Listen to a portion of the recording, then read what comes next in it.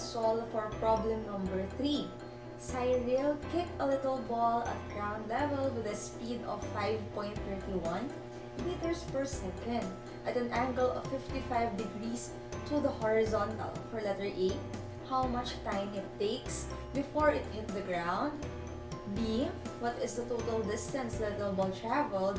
And letter C, what is the maximum height the little ball reached? Okay, para makuha natin itong problem na to, ang una natin gagawin is get VIX and VIY first.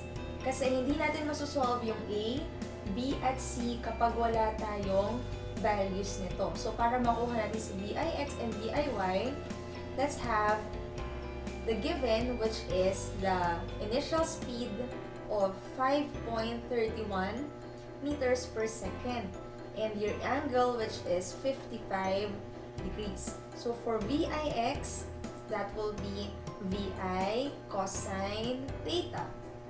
That will be 5.31 meters per second. So, ang nakuha natin from what we did earlier is that VIX is equal to 3.05 meters per second and VIY, which is 4.35 meters per second. That is the initial velocity in the X and the Y component in this problem. Okay. Since in letter A, ang hinahanap natin is bago mag-hit ng ground, we will be using the acceleration due to gravity, which is negative 9.8 meters per square second. Okay, we are looking for the time or the total time of flight of the ball. Okay, our equation will be the total time is equal to negative 2 VIY over G in this problem. Since in letter A, ang hinahanap natin is bago mag-hit ng ground, we will be using the acceleration due to gravity, which is negative 9.8 meters per square second. Okay, we are looking for the time or the total time of flight of the ball.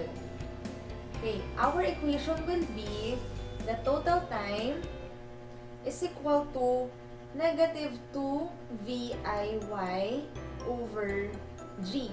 We won't be needing VIX this time. So, solve natin siya. Time total is equal to negative 2. Your VIY is 4.35 meters per second over the acceleration due to gravity, which is negative 9.8 meters per square second. Okay, so cancel meters per second here, meters and yung square. Okay, multiply na natin. That will be negative 8.7 over negative 9.8 seconds. Then we divide negative 8.7 divided by negative 9.8. Our answer is 0.89 seconds. That's the total time it will take for the ball before it hits the ground. Next is letter B. Given ulit tayo, ang hinahanap dito, what is the total distance the little ball traveled? Again, so ang VIX natin is 3.05 meters per second. The VIY is 4.35 meters per second. And yung nakuha natin na time kanina from problem letter A, number 3, that's the total time, which is 0.89 seconds. Ang hinahanap for letter B is the total distance the little ball traveled. Ibig sabihin, we are looking for the range or the horizontal displacement of the ball. So, our equation will be displacement equals VIXT. Then we can substitute this now. So, solution x is equal to VIX will be 3.05 meters per second times the time, which is 0.89 seconds. Yung 0.89, yan yung time na nakuha natin from letter A number 3. Then we multiply this, 3.05 times 0.89, we get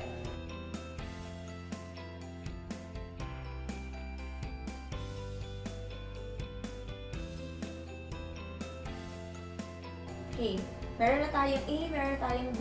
Proceed tayo kay letter C. What is the maximum height the little ball reach? Okay, we are talking about the maximum height. Vix is equal to 3.05 meters per second. Viy is equal to 4.35 meters per second. Actually, it's up to you kung gusto nyong ilagay lahat ng given na nakuha natin from the previous items.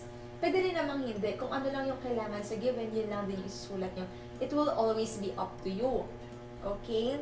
And since we are talking about the maximum height again, we will be using the acceleration due to gravity, which is negative 9.8 meters per square second. We are required to find the maximum height or y max in this problem. So equation is y max is equal to negative VIY squared over 2G.